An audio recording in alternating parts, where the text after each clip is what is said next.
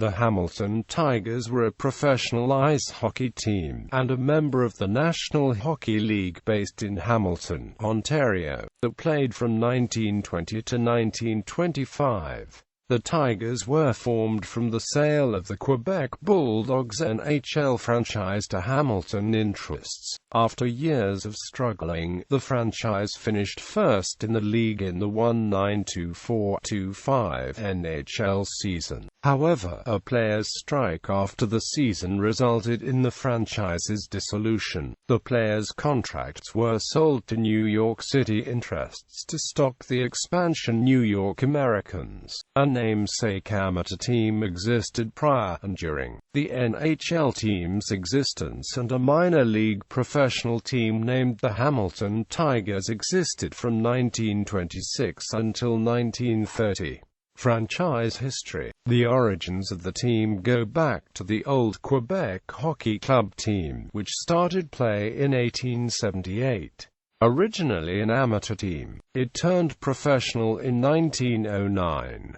Quebec was a charter member of the NHL in 1917. However, due to financial difficulties and the NHA-NHL dispute, the Quebec franchise was dormant until the 1919-20 season, when it was operated by the Quebec Athletic Club. That season proved to be a dismal one. Despite the presence of Joe Malone, the club only finished with 4 wins in 24 games.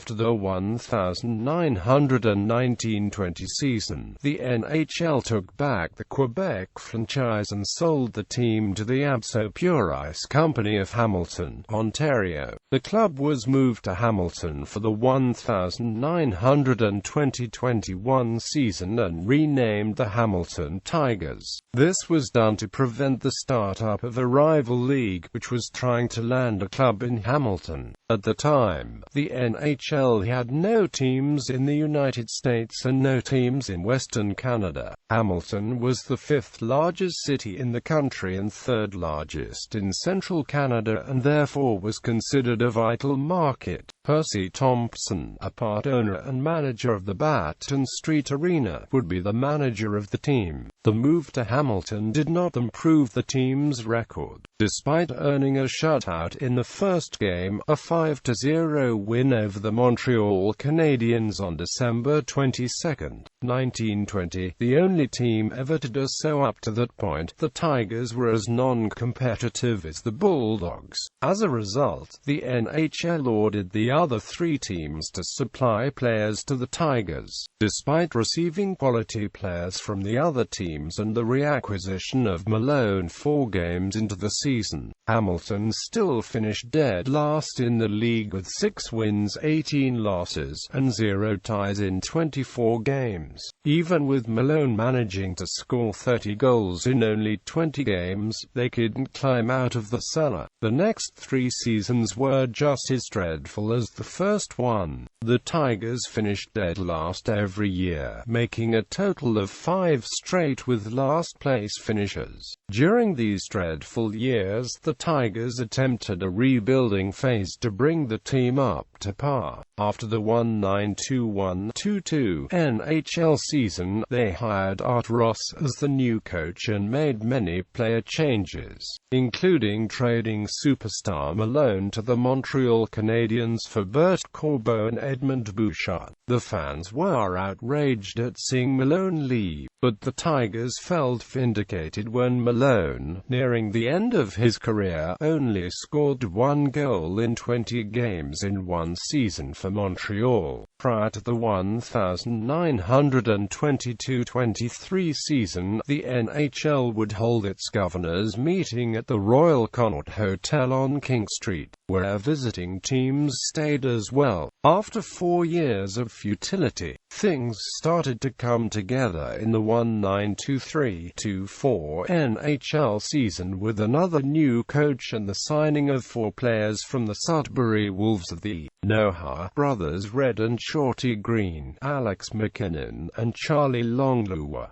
This year saw the Tigers achieve a team high of 9 wins in 24 games. It was the next season, though, that saw the results of the previous year's wheelings and dealings.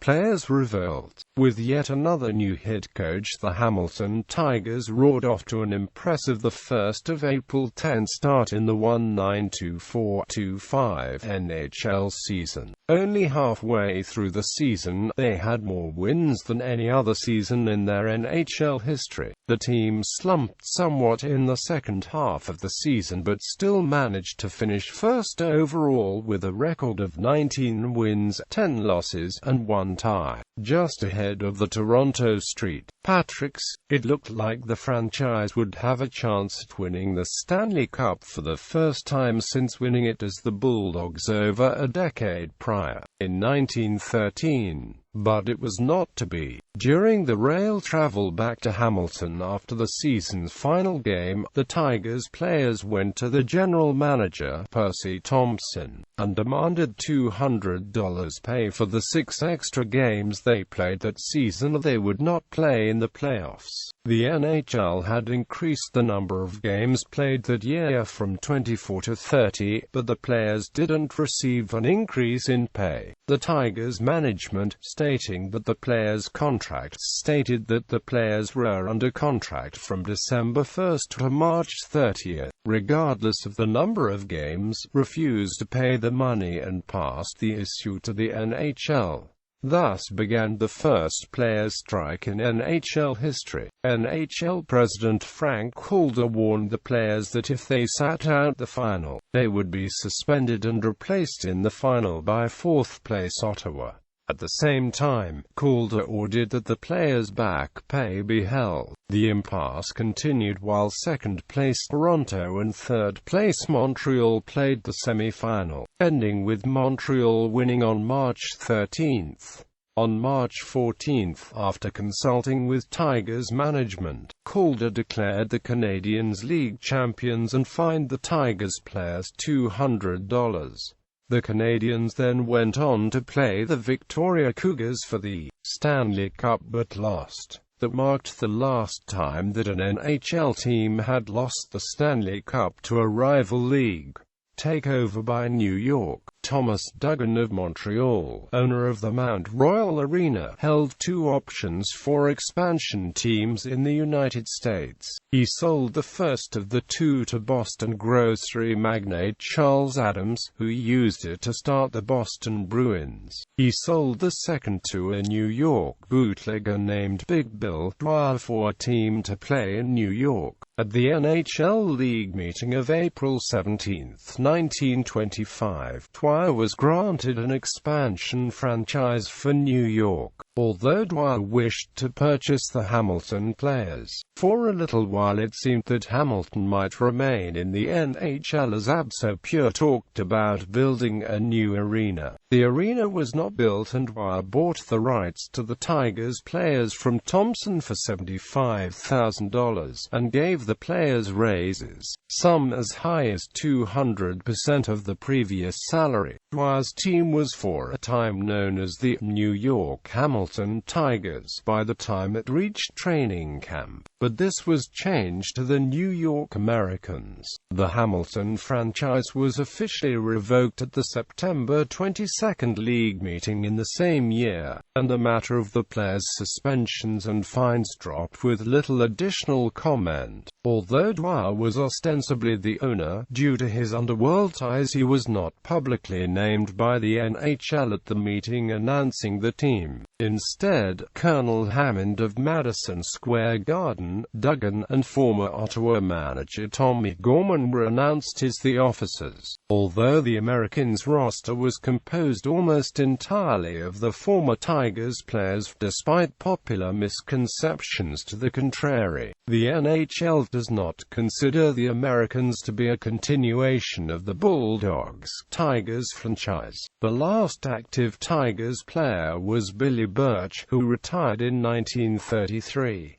Other Hamilton Tigers teams. The Oka Tigers. At the time, the city had another Tigers hockey team. Hamilton's senior amateur Ocker Senior A-League team was also named the Tigers. The Senior Tigers wore the same black and gold colors as the NHL Tigers, and were just as popular. When the newspapers reported about the Tigers, it was usually in reference to the amateurs.